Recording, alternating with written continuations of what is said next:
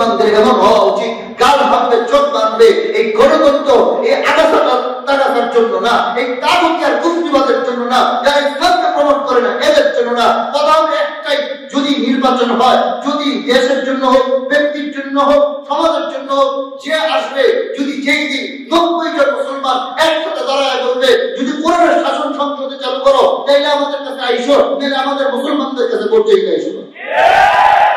একটা কথা, 90 জনের 90 জন যেদিন বলবে সেই দিন দেশে কোরআনের শাসন হয়ে যাবে, সময় লাগবে না। রাসূলুনা ওয়া হাবিবুনা মুহাম্মাদুন সাল্লাল্লাহু আলাইহি ওয়াসাল্লাম মুহাম্মাদুর সাথে দুরূদ ইব্রাহিম আল্লাহুম্মা সাল্লি আলা মুহাম্মাদিন ওয়া আলা আলি মুহাম্মাদ কামা সাল্লাইতা আলা ইব্রাহিম ওয়া আলা আলি ইব্রাহিম ইন্নাকা হামিদুম মাজিদ। আল্লাহুম্মা বারিক আলা মুহাম্মাদিন ওয়া আলা আলি মুহাম্মাদ কামা বারাকতা আলা ইব্রাহিম ওয়া আলা আলি ইব্রাহিম ইন্নাকা হামিদুম মাজিদ। আলহামদুলিল্লাহ, মহান আল্লাহ সুবহানাহু ওয়া তাআলা দরবারে লাখ কোটি শুকরিয়া যে আল্লাহ সুবহানাহু ওয়া তাআলা অত্যন্ত মেহেরবানি করে দয়া করে আমাদেরকে তার পবিত্র ঘর মসজিদে আসার, বসা, জুমার নামাজ পড়ার জন্য অপেক্ষা করার সুযোগ ও তৌফিক দান করেছেন। সেই জন্য মন খুলে প্রাণ খুলে বলি আলহামদুলিল্লাহ। আল্লাহ আমাদের এই আশাকে, এই বসাকে তোমার নামাজ আল্লাহর হুকুম আদায় করতে পারা এই তৌফিক দান করেছেন। মৃত্যু পর্যন্ত এভাবে আল্লাহ আমাদেরকে নামাজের হাসি খুশি তৌফিক দান করুন। আমিন। রাসূলুল্লাহ সাল্লাল্লাহু আলাইহি ওয়াসাল্লামের জীবনী থেকে আলোচনা ধারাবাহিকভাবে চলছিল। ওহী নাযিল হওয়ার পর তিনি সবার প্রথম দাওয়াতের কাজ, ইসলামের দাওয়াত, ঈমানের দাওয়াত শুরু করেছিলেন নিজের পরিবার পরিজন থেকে। সেই ধারাবাহিক আলোচনায় প্রথম থেকে নিয়ে 5 জন ব্যক্তি ইসলাম মুসলমান গ্রহণ করার আলোচনাগুলো আমরা শুনেছি ইতিমধ্যে। রাসূলুল্লাহ সাল্লাল্লাহু আলাইহি ওয়াসাল্লাম উনি যা কিছু বলতেছেন, মানুষকে দাওয়াত দিচ্ছেন, কোরআনে কারীমের মধ্যে আসছে মা ইয়ানতিকু আনিল হাওয়া ইন হুয়া ইল্লা ওয়াহয়ু ইউহা। নিজের থেকে কোনো কথা বলেন না। নবীজি সাল্লাল্লাহু আলাইহি ওয়াসাল্লাম তিনি যা কিছুই বলেন সেগুলো আল্লাহর পক্ষ থেকে ওহী। বলি সুবহানাল্লাহ। আল্লাহ দিক নির্দেশনা ছাড়া তিনি কিছু মুনকিরিনে হাদিস, মুনকিরিনে হাদিস, হাদিস অস্বীকারী কাফেরের একটা প্রকার হলো যারা কোরআন মানবে কিন্তু কি মানে না, হাদিস মানে। এটাও একটা কাফের। কাফেরদের মধ্যে বহু কাফের দল এরকম আছে, ছিল, যারা কোরআন মানতে সমস্যা নেই, বলে কোরআন মানে, আসলে তো আর কোরআনও মানে না। কোরআনেই তো রাসূলের কথা বলা হয়েছে, মা আতাকুমুর রাসূল ফাখুযুহু ওয়া মা নাহাকুম আনহু ফান্তাহু। নবীজি সাল্লাল্লাহু আলাইহি ওয়াসাল্লাম তোমাদের জন্য আল্লাহর পক্ষ থেকে যা নিয়ে আসছে তোমরা গ্রহণ করো। রাসূল যেগুলো থেকে নিষেধ করেছেন সেগুলো থেকে তোমরা বিরত থাকো। এটা কোরআনের নির্দেশ। এই নির্দেশ কার? আল্লাহ। মুনকিরিন হাদিস, হাদিস অস্বীকারী তারা এটা বলে। বিশ্বনবী সাল্লাল্লাহু আলাইহি ওয়াসাল্লাম প্রথম 3 বছর ওহী নাযিল হওয়ার পর চুপে চুপে মানুষকে ইসলামের দাওয়াত দিয়েছেন, মানুষকে মুসলমান বানাইছেন। কোরআনে কারীমের মধ্যে আসছে, নবী তুমি এত চিন্তিত, মানুষ কেন ঈমান আনছে না? আল্লাহ নবীর এত পেরেশানি হয়েছে যে ওনার জীবন চলে যাওয়ার উপক্রম, মৃত্যু যন্ত্রণার মতো যন্ত্রণা হয়েছে আল্লাহ রাসূলের। কেন উম্মত কেন ঈমান আনতেছে না? উম্মত কেন জাহান্নাম থেকে বাঁচতেছে না? পৃথিবীর সব মানুষ যদি কাফের থাকে, নবীজির ফজিলত মর্যাদা কোনদিন কমবে না। ওনার এই কান্নার কারণ কি? প্রথম তাহাজ্জুদের নামাজ রাসূল আকরাম সাল্লাল্লাহু আলাইহি ওয়াসাল্লামের জন্য ওয়াজিব ছিল। নবীজি তাহাজ্জুদ নামাজ বাধ্যতামূলকভাবে আদায় করতে হবে। ইয়া আইয়ুহাল মুদাথথির কুম ফাআনযির ওয়া রাব্বাকা ফাকাব্বির। এই চাদরওয়ালা,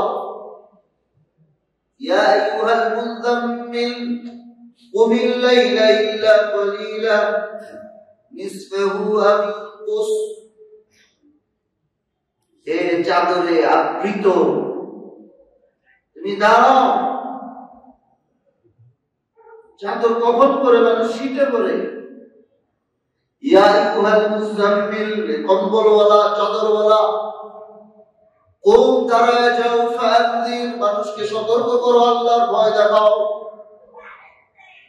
মানুষকে সতর্ক করার দায়িত্ব, রিসালাতের দায়িত্ব আল্লাহ সুবহানাহু ওয়া তাআলা নবী করিম সাল্লাল্লাহু আলাইহি ওয়াসাল্লামকে দান করেছেন। এই রিসালাতের দায়িত্ব এত গুরুতর দায়িত্ব, নবীজি জীবন মরণ দিয়ে জানের পরোয়া না করে তিনি রিসালাতের দাওয়াত মানুষের ঘরে ঘরে পৌঁছায় দেওয়ার জন্য নানান নির্যাতনের শিকার হয়েছেন। সাহাবায়ে কেরাম নির্যাতনের শিকার হয়েছেন, কিন্তু এক মুহূর্তের জন্য আল্লাহর দাওয়াত দেওয়া তিনি বন্ধ করেন না। তারাও মানুষকে সতর্ক করো, মানুষকে হেদায়েতের দাওয়াত দিবা, নিজে ঘুমায় থাকবে এটা হবে না। রাত্র জাগরণ করো, রাত্রে নামাজ পড়ো। সামান্য সময় ঘুমাও, বাকি সময়গুলো আল্লাহর ইবাদতের মধ্যে কাটাও। আল্লাহর কাছে নিজের ইবাদত করতে হবে, পাশাপাশি পরিবার পরিজন সমাজ রাষ্ট্র তাদেরকেও আল্লাহর আযাবের ভয় দেখায়া জাহান্নামের ব্যাপারে সতর্ক করা, এই গুরু দায়িত্ব বিশ্বনবী মুহাম্মদ রাসূলুল্লাহ সাল্লাল্লাহু আলাইহি ওয়াসাল্লামকে দান করেছেন।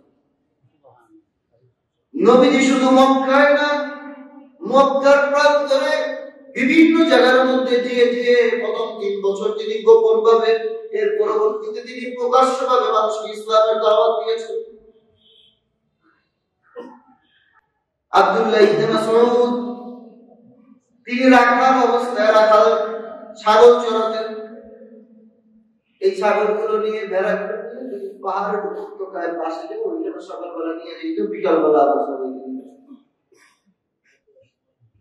এই বালক একদিন দেখে দূর থেকে 2টা লোক আস্তে আস্তে করে তার কাছে উপত্যকার মধ্যে আসতেছে। সে চিনে না ইনি নবী মুহাম্মদ, চিনে না ইনি আবু বকর।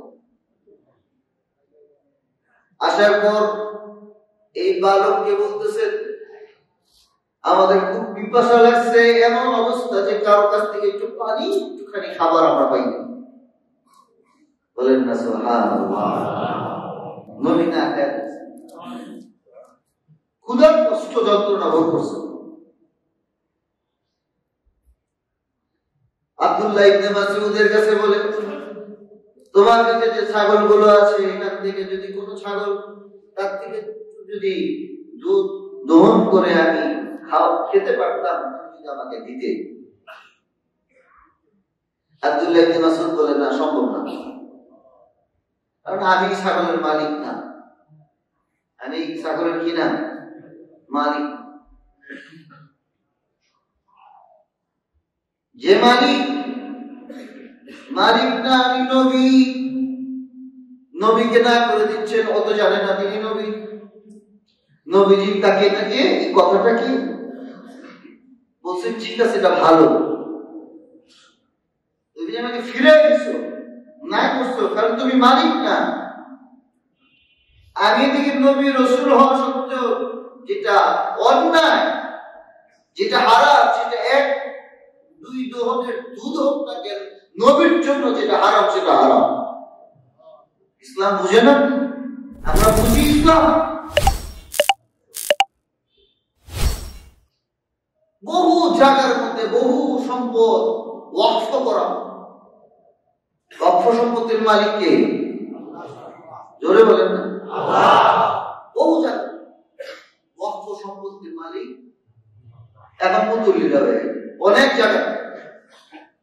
নয়শো দিয়া ওয়াকফ আল্লাহর জন্য দান করে দিচ্ছে, ওইখান থেকে নিয়ে ওয়ারিসরা হিসাবে দেখা যায় ওগুলা বিক্রি করে খায়, দিয়া যায়। সেটা একটা দুধের দহন হোক না কেন, নবীকে নিষেধ করে দিচ্ছে আব্দুল্লাহ ইবনে মাসউদ। নবীজি বলেন, ঠিক আছে, এটা তোমার দায়িত্ব, তুমি এটা তোমার জিম্মাদারি না, তাই তুমি দিতে পারো।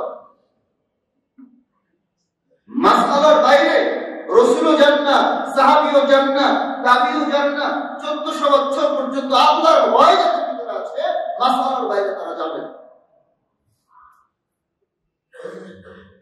আব্দুল্লাহ ইবনে মাসউদ তিনি সরাসরি অস্বীকার করে দেওয়ার পর নবীজি বললেন, ঠিক আছে, এটা ভালো। তাহলে বালক, তুমি কি আমাকে এমন কোন ছাগল দিতে পারবা যেটা এখনো দুধ দেওয়া শুরু করে নাই, এখনো বাচ্চা দেয় নাই, কি বলে, এখনো তার স্তনে দুধ আসে নাই, এরকম একটা বাচ্চা বকরি তুমি আমাকে দাও। এটা কি দিলে সেখান থেকে যদি আমি কিছু করতে পারি, তোমার কোনো সমস্যা আছে?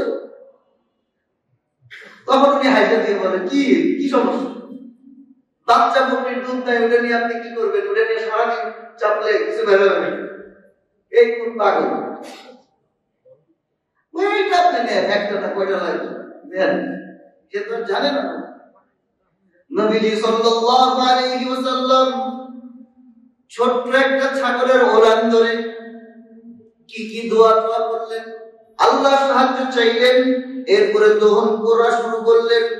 আল্লাহর কুদরতের মধ্যে মুহূর্তের মধ্যে ওলানটি দুধে পরিপূর্ণ হয়ে গেল। নবীজি পাথরের মধ্যে দুধগুলো দহন করতে করতে এমন অবস্থা হলো, পাথরের যে গর্ত ছিল সেটা ভরে উপচে পড়া শুরু করলো।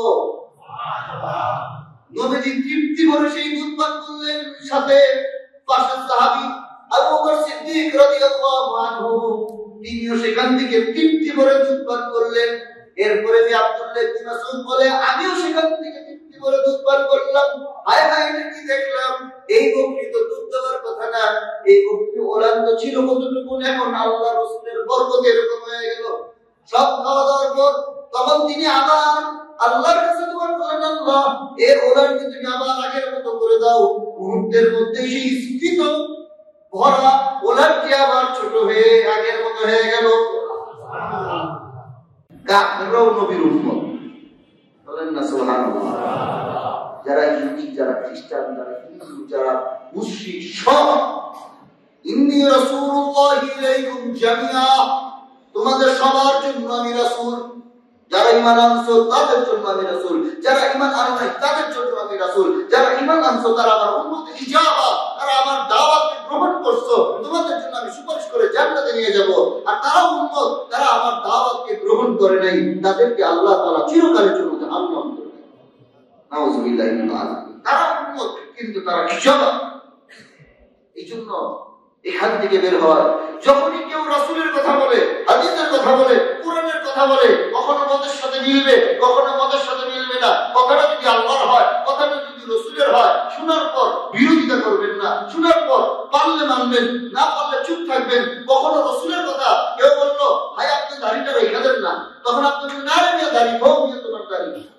কথা বেয়াদবি, ঠিক না বেঠিক? পারলে রাখেন, না পারলে না রাখেন, কিন্তু কথাটা কার? দাড়ি রাখার কথাটা হলো রাসূলের। কেউ বলে আসো ভাই নামাজের মধ্যে আসো, কেন নিয়ে বুঝছি তোমরা নামাজ পড়ে কই যাবা, মশকারি করে শয়তানি করে বা ঠাট্টা সুলভ হইল কুফরি কথা মুখ থেকে যেন বের না হয়। কেন এই কথাগুলো? যদি এই লোকটা বলতেছে, কথাটা কিন্তু মূলত কার? আল্লাহ, আল্লাহর কোন কথা, রাসূলের কোন কথা আসলে তখন তুমি কি করো? পারলে গ্রহণ করো, যদি না পারো তাহলে চুপ থাকো, আদব করো, আদব রক্ষা করো, অন্তত মুসলমান থাকবা, বেয়াদবি করো না, রাসূলের কথা সাথে আল্লাহর কথা।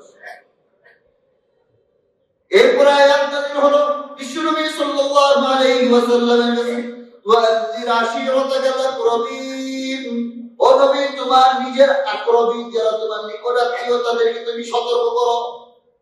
নবীকে কিসের সতর্ক করতেছে? জাহান্নাম থেকে বাঁচাও, জাহান্নাম থেকে তুমি সতর্ক করো তোমার পরিবার পরিজন, তোমার নিকট গোষ্ঠী, তোমার নিকট আত্মীয় স্বজন সকলকে। এই আয়াত নাযিল হওয়ার পর দাআ রাসূলুল্লাহ সাল্লাল্লাহু আলাইহি ওয়াসাল্লাম কুরাইশদেরকে আল্লাহ রাসূল ডাকলেন, ফাজিতামাউ ফাআমনা খাসসা, সেখানে একত্রিত করলেন, খাস খাস বিশেষ স্থানীয় লোক এবং সাধারণ মানুষ সবাইকে তিনি ডাকলেন, ইয়া বানি কাব, কাব বিন আনকিযু আনফুসাকুম মিনান নার, হে বনি কাবের গোত্ররা তোমরা তোমাদের নিজেদেরকে জাহান্নাম থেকে বাঁচাও। ইয়া বানি মুররা বিন কাব আনকিযু আনফুসাকুম মিনান নার, হে মুররা বিন কাব তোমরা তোমাদের নিজেদেরকে জাহান্নাম থেকে বাঁচাও। ইয়া বানি আব্দ শামস আনকিযু আনফুসাকুম মিনান নার, হে আব্দ শামসের গোত্র তোমরা তোমাদের নিজেদেরকে জাহান্নাম থেকে বাঁচাও। ইয়া বানি আব্দ মানাফ, হে আব্দ মানাফের যারা গোত্র বংশ তোমরা তোমাদের নিজেদেরকে জাহান্নাম থেকে বাঁচাও। ইয়া বানি হাশিম আনকিযু আনফুসাকুম মিনান নার, হে বানি হাশিম তুমি তোমরা তোমাদের নিজেদেরকে জাহান্নামের আযাব থেকে বাঁচাও। ইয়া বানি আব্দুল মুত্তালিব, হে আব্দুল মুত্তালিবের গোত্র তোমরা তোমাদের নিজেদেরকে জাহান্নামের আযাব থেকে বাঁচাও। এরপর নবীজি নিজের মেয়ে ফাতিমা রাদিয়াল্লাহু আনহাকে লক্ষ্য করে বলেন, ইয়া ফাতিমা আনকিযি নাফসাকি মিনান নার, হে ফাতিমা তুমি তোমার নিজেকে নিজে জাহান্নাম থেকে বাঁচাও। সবাইকে দাওয়াত দিয়েছেন, দাওয়াত দিয়ে নিজের মেয়েকে বলতেছেন তুমি তোমার নিজেকে জাহান্নাম থেকে বাঁচাও। তুমি কেমনে বাঁচবা? তুমি জানো তুমি বাঁচাও। ফাইন্নী লা আমলিকু লাকুম মিনাল্লাহি শাইআ, কারণ আমি আল্লাহর পক্ষ থেকে কোনো মালিকানা পাই নাই তোমাদেরকে বাঁচানো, আমি চাইলেও তোমাদেরকে বাঁচাইতে পারবো না। বাঁচানোর মালিক কে? আল্লাহ বাঁচানোর মালিক। সতর্ক করতেছেন তোমরা তোমাদেরকে বাঁচাও। গায়রা আন্না লাকুম রাহিমান, আমি তোমাদের আত্মীয় সাবুল্লাহ বিলালিহা, আমি তোমাদের আত্মীয়, সেই আত্মীয়তার জায়গাটা ঠিক আছে, বাট আল্লাহ থেকে বাঁচানোর অধিকার ক্ষমতা আমার নাই। তোমরা তোমাদের নিজেদেরকে জাহান্নাম থেকে বাঁচাও। জাহান্নাম থেকে বাঁচানোর ফিকির সমাজ থেকে উঠে গেছে, জাহান্নাম থেকে বাঁচার ফিকির আমাদের নিজেদের থেকে উঠে গেছে। রাসূলের মূল দাওয়াত হলো তুমি তোমার নিজেকে জাহান্নাম থেকে বাঁচাও। জাহান্নাম থেকে বাঁচতে হবে, আমার জাহান্নামী যেন আমি না হয়ে যাই, এই চিন্তা ফিকির থেকে বাঁচতে হবে। পাপ কখন শুরু করে মানুষ? গুনাহ কখন শুরু করে? কখন মানুষ পারে অন্যায় করতে? কখন মানুষ পারে মানুষকে ঠকাইতে? কখন পারে মানুষ জেনা করতে? কখন পারে মানুষ মদ খাইতে? কখন পারে মানুষ নামাজ ছাড়া বসে থাকতে? কখন পারে একটা মানুষ আল্লাহর ভয় থেকে শূন্য হইতে? যখন তার ভিতরে মৃত্যুর ভয় নাই, যখন তার ভিতরে জাহান্নামের ভয় নাই, যখন তার ভিতরে কবরের আযাবের কোনো ভয় নাই, এগুলোকে সে পরে হবে বলে রেখে দিল। এই মানুষগুলোর অন্তর থেকে যখন জাহান্নামের ভয় চলে যায়, তখন এই মানুষগুলোর মাঝে আর জন্তু জানোয়ারের মাঝে কোনো পার্থক্য থাকে না। এদের অবস্থা এরকম হয়। বিশ্বনবী সাল্লাল্লাহু আলাইহি ওয়াসাল্লাম পাহাড়ের মধ্যে উঠলেন। সাআদান নবী সাল্লাল্লাহু আলাইহি ওয়াসাল্লাম আলা সাফা, সাফা মারওয়া হাজির সামনে সাইড করে সেই সাফা পাহাড়ের মধ্যে উঠছেন। মক্কার পাশে সাফা পাহাড় থেকে দাঁড়াইলে মক্কা দেখা, এখনো কিছু গ্লাস গ্লাস লাগায় আছে। তিনি সাফা পাহাড়ের মধ্যে দাঁড়াইলেন। فجعل ينادي يا بني فيل يا بني علي، اے بني فيل اے بني علي لبطون قريش حتى اجتمعوا، সব একসাথে হইছে। فجعل رجل اذا لم يستطيع ان يخرج ارسل رسولا لينظر ما هو، সব মানুষ একসাথে আসছে। আবু লাহাব আসছে, নবীজি দাঁড়ায় বলেন, আমি যদি বলি এই পাহাড়ের পিছনে শত্রু বাহিনী তারা ঘোড়া নিয়ে আসছে, তোমরা কি আমার কথা বিশ্বাস করবা? প্রত্যেকটা কাফের, প্রত্যেকটা মুশরিক একটা কথা বলছে, হ্যাঁ অবশ্যই। কারণ এখন তো মুসাদ্দিকি, নবী যখন বলছে তোমরা কি আমার কথাকে সত্য মনে করবা, প্রত্যেকে বলছে মা জাবরুনা আলাইকা ইল্লা সিদকান, আমাদের অভিজ্ঞতায় আজ পর্যন্ত এই বয়স যত হইছে তোমাকে দেখে দেখে বড় হইছি, তুমি বড় হইছো, আমরা তোমাদেরকে দেখছি, আজ পর্যন্ত আমাদের অভিজ্ঞতা হলো তুমি ছিলে সত্যবাদী। বলি সুবহানাল্লাহ, সত্যবাদী হিসেবে তোমাকে দেখছি। فإني نذير لكم بين يدي عذاب شديد। নবীজি বলেন, আমি তোমাদের মধ্যে বলতেছি, তোমাদের মাঝে আর আযাবের মধ্যে বেশি ডিফারেন্স নাই, তোমরা আযাবের মধ্যে, কঠিন আযাবের মধ্যে পতিত হতে যাচ্ছ, আমি সেখান থেকে তোমাদেরকে সতর্ক করতেছি। আবু লাহাব বলে উঠল, তাব্বাল্লাহ। আবু লাহাব সে নবীকে বলতেছে, তাব্বাল্লাহ, তোমার কি হবে, তুমি ধ্বংস হও। নাউযুবিল্লাহ। নবীজির কথা বলছিলেন, কার কথা? ওনার ধন সম্পদ, টাকা পয়সা, নিজের জন্য না আল্লাহর জন্য? জোরে বলেন, কার জন্য? সব ব্যাপার করলো সত্যবাদী, আর এদিকে আবু লাহাব বলতেছে তাব্বাল্লাহ, তুই ধ্বংস। নাউযুবিল্লাহ। আল্লাহ সহ্য করবে? সূরা একটা নাযিল করছে, কিয়ামত পর্যন্ত চলবে এই কারণে। আল্লাহ হেদায়েত দান করেন, বলি আমিন। কাফের, এমন কাফের নিজে তো বুঝবেই না, মানুষকে ঈমান আনতে বাধা দেবে। তাব্বাত ইয়াদা আবি লাহাব ওয়া তাব মা আগনা আনহু মালুহু ওয়া মা কাসাব সায়াসলা নারান যাতা লাহাব ওয়া ইমরা'atun হাম্মালাতাল হাতাব ফি জিদিহা হাবলুম মিন মাসাদ। আবু লাহাবের হাত ধ্বংস। তাফসীর থেকে হাত ধ্বংস হওয়ার অর্থ হইল আবু লাহাব ধ্বংস, তাকে সমর্থনকারী তার স্ত্রী সেও ধ্বংস হোক। এরা ধ্বংসের জন্য আল্লাহ সূরা আয়াত নাযিল করছে। আবু লাহাব একবার বলছে রাসূলের ধ্বংস, আর আল্লাহ নাযিল করেছেন সূরা লাহাব, কিয়ামত পর্যন্ত আবু লাহাবের অভিশাপ। আল্লাহ মাফ করেন, বলি আমিন। আল্লাহ আমাদেরকে হেদায়েত দান করেন, বলি আমিন। আবু লাহাব একবার নবীজিকে বলছে তাব্বাল্লাহ, আল্লাহ সূরা নাযিল করছেন। এখন আবু লাহাবকে কেউ যদি পড়ে তাব্বাত ইয়াদা, তাব্বাত বলার সাথে সাথে আল্লাহ তার আমলনামার মধ্যে 30টা করে নেকি দান করে দেন। কোরআনের আয়াত মানে এই আবু লাহাব কিয়ামত পর্যন্ত ধ্বংস হবে। কি বিশ্বাস আবু লাহাব মুহাম্মদ সাল্লাল্লাহু আলাইহি ওয়াসাল্লাম? আল্লাহ আল্লাহ তুমি কাউকে, সব কাফেরদেরকে আল্লাহ তুমি হেদায়েত দান করে দাও, বলি আমিন। আবু বকর সিদ্দিক রাদিয়াল্লাহু আনহু তিনি চুপে চুপে নবীর সহায়ক হয়ে তিনি যে কোথায় মুসলমান হয়েছেন আগে আলোচনা করছিলাম, তিনি ভিতরে ভিতরে দাওয়াত দিতে লাগলেন। এরপরে যখন প্রকাশ্যে দাওয়াত দেওয়া শুরু হইল, এই সাফা থেকে দাঁড়ায় বলার পর থেকে প্রকাশ্যে দাওয়াত আল্লাহ আয়াত নাযিল করেছে, ইন্না কাফাইনাকাল মুস্তাহজিঈন। ও নবী, তুমি দাওয়াত দাও প্রকাশ্যে, তুমি হক বলো প্রকাশ্যে। তোমার জন্য কারা কারা তোমাকে অপমান করবে, কারা কারা তোমাকে তিরস্কার করব, ওদেরকে আমি আল্লাহ এই যথেষ্ট ঠিক করব। ওদের প্রতিবাদ করা, ওদের সাথে প্রটেস্ট করা, এটা আমি আল্লাহকেই দেব। নবী দাওয়াত দেন। তখন আবু বকর সিদ্দিক দাওয়াত দিয়েছেন প্রকাশ্যে। যখন একটা মজলিসের মধ্যে সব নেতারা সেখানে বসে, আবু বকর সিদ্দিক এটা চিন্তা করে নাই এখানে বললে আমার কে কি বুঝবে, কে কি বলবে, আমাকে ভালো বলবে না খারাপ বলবে। মনে রাখবেন, যেটা আল্লাহর কথা, যেটা রাসূলের কথা, যেটা হক, আয়াত আল্লাহ ছাড়া কোনো মাবুদ নাই, মুহাম্মদ সাল্লাল্লাহু আলাইহি ওয়াসাল্লাম আল্লাহর রাসূল। আর অন্য লাত, উজ্জা ইত্যাদি এই সমস্ত মূর্তি, তাগুত শক্তি, এগুলোর বিরুদ্ধে কথা বলার তখন পৃথিবীর মধ্যে কেউ ছিল না। এক দুইটা মানুষ, তারা যদি চুপ করে থাকতো আমাদের পর্যন্ত ঈমান পৌঁছাইতো না। তারা মুখকে বলার মতো বন্ধ করে রাখে নাই, নিজের জীবন বাজি রেখে তারা হক হয়ে গেছে। আবু বকর সিদ্দিক যখন দাওয়াত দিলেন, সাথে সাথে সেই বনু তামিম গোত্রের আর কিছু লোকেরা তার প্রতি ঘৃণা ধরলেন, তাকে মাই জোর যেভাবে পারতেছে মারতেছে। উমাইয়া একজন,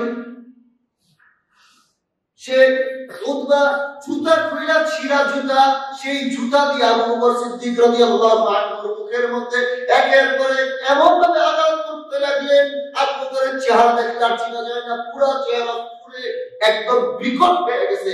আবু বকরের নুরানি চেহারা হয়ে নাই, চোখগুলো খুলে গেছে, গালগুলো খুলে গেছে, কেউ দেখলে বলবে না এটা আবু বকর না। এইভাবে মারতে মারতে আবু বকরকে একদম মৃত প্রায় অবস্থা করে মরে গেছে। এখন আর মেয়েরা লাভ নেই, সব জীবন এখন আর কেটে গেছে, সব কেটে গেছে। এরপর সেখান থেকে তারা তুইলা নিয়ে আসা, তারপরে তার জ্ঞান বুঝছে। জ্ঞান ফেরার পর প্রথম শব্দ যেটা ছিল আবু বকর সিদ্দিকের, প্রথম জ্ঞান ফেরার পরে বলতেছে মুহাম্মদকে কোথায় কেমন আছে, বলি সুবহানাল্লাহ। আল্লাহর নবী কোথায় কেমন আছে? মা বলতেছে আরে তো মরতেছে, তুমি যার জন্য মাই খাইলা, তোমার তো দেখা যায় তুমি বেহুশ থেকে হুশ আসার সাথে সাথে তুমি তার নামটাই নিলা। এইভাবে আবু বকর রাসূলকে সাপোর্ট করে গেলেন, রাসূলকে ভালোবাসা দিয়ে গেলেন। কিসের কারণে? নবীজি জায়গা সম্পত্তি পাবেন না, নবীজি এই কারণে না, তিনি রাসূলকে সাপোর্ট করে গেলেন। কেন? নবী হকের উপর আছেন, নবী সত্যের উপর আছেন। শিরক বা বিপদটা এখনো বলতে চাই, মুসলমানদের এমন হওয়া উচিত, গাল ভাঙবে, চোখ ভাঙবে, এই গণতন্ত্র, এই আগাছার জন্য না, এই তাগুতি আর কুফরিবাদের জন্য না, যারা ইসলামকে প্রমোট করে না এদের জন্য না। কথা হলো একটাই, যদি নির্বাচন হয়, যদি দেশের জন্য হোক, ব্যক্তির জন্য হোক, সমাজের জন্য হোক, যে আসবে, যদি যেই দিন 90 জন মুসলমান একসাথে দাঁড়ায় বলবে যদি কোরআনের শাসন সংসদে চালু করো, তাইলে আমাদের কাছে আইসো, তাহলে আমাদের মুসলমানদের কাছে ভোট চাইতে আইসো। একটা কথা, 90 জনের 90 জন যেদিন বলবে, সেই দিন দেশে কোরআনের শাসন হয়ে যাবে, সময় লাগবে না। আমাদের বিশ্বাস সাহস তো নাই। মসজিদ থেকে বেড়ায় হুজুর এটা কেন করলো, এটা রাজনীতি, এটা সরকার দরকার, এগুলোর ধৈরা মসজিদের মধ্যে কানটা ধৈরা বোঝার দরকার। আরে ইসলাম ছাড়া তুই কোন মসজিদে আসছিস? মসজিদে আসছেন কি জন্য? ইসলামের জন্য না জিলাপি খাওয়ার জন্য? জিলাপি খাওয়ার জন্য আসলে জিলাপি বানানো হুজুর নিয়ম দাও, জিলাপিওয়ালা হুজুর দিয়ে খালি জিলাপি খাও, এগুলো হক কথা বলার দরকার নাই। ঠিক না? আর যদি চাও না কোরআন হাদিসে যা আছে তা শিখবা, বুঝবা, মন খুলে বসো, কথা শুনো, ভালো লাগবে না। যদি মনে করো না এটা ভালো লাগতেছে না, তাহলে থাকো, আল্লাহ তোমাকে হেদায়েত দান করুক, বুঝার তৌফিক দান করুক। আজকে এই দেশের মধ্যে চুরি, রাহাজানি, ছিনতাই কোনোভাবেই সম্ভব না বন্ধ করার একটাই মাত্র মাধ্যম, সেটা হলো কি রাসূলের তরিকা, সেটা হলো কি কোরআন, সেটা হলো মদিনার ইসলাম। এই ইসলাম ছাড়া এই দেশটা পৃথিবীর কোনো দেশে শান্তি কামিয়াবি আসতে পারে না। চেষ্টা তো 100-200 বছর ধরে করতেছি, করতেই থাকো, আর চুরি হইতেই থাকো। ঠিক না? আল্লাহ বুঝার তৌফিক দান করুন। আপনি না করতে পারেন, অন্তত ইসলামী আইনটাকে বাধা দিবেন, ইসলামের আইন দরকার। ঠিক না? বেঠিক? আল্লাহ বুঝার তৌফিক দান করুন। নবীর সাহাবী আবু বকর সিদ্দিক একারণ করেছেন সমস্ত পৃথিবীর সাথে একজন ভাইয়া কেন নবীর কথাটা হয়। কে কি বললো, কে মাইর খাইলো, কে মাইর দিল, যার বাঁচলো না, এগুলার জিম্মাদার আমরা না, এগুলার জিম্মাদার কে? আল্লাহ জিম্মাদার। এইভাবে নবীজির উপর অত্যাচার, আবু বকর সিদ্দিকের উপর অত্যাচার, তৈবার কারণে বিদায় আজকে এই পর্যন্ত ইসলাম এখানে এইভাবে কথা বলতে পারতেছে। আজকে যদি ওনারা দুই মাঝে একদিন কথা না বলতেন, চুপ করে থাকতেন, তাহলে ইসলাম আসছে এই পর্যন্ত। আল্লাহ আমাদের বুঝার আমলে তৌফিক দান করুন। মূল কথা হলো আজকের বয়ানের সারাংশ হলো রাসূল সাল্লাল্লাহু আলাইহি ওয়াসাল্লাম ঈমানের দাওয়াত, ইসলামের দাওয়াত দেওয়া শুরু করেছেন কোথা থেকে? নিজের ফ্যামিলি, পরিবার, পরিজনকে দিন শিখাও।